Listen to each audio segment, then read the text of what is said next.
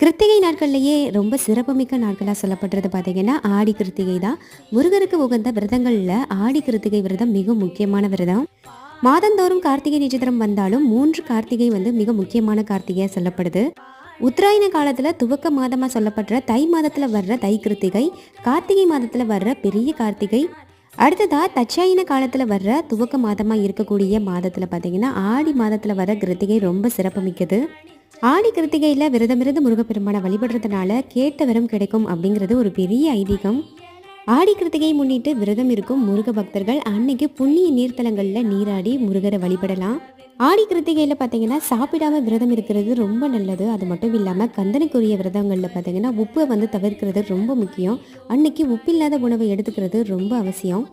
ஆடி கிருத்திகையில் கந்த சஷ்டி கவசம் பக்தியுடன் பாடி முருகப்பெருமானை வழிபடுறதுனால நினைத்தது எல்லாமே நடக்கும்.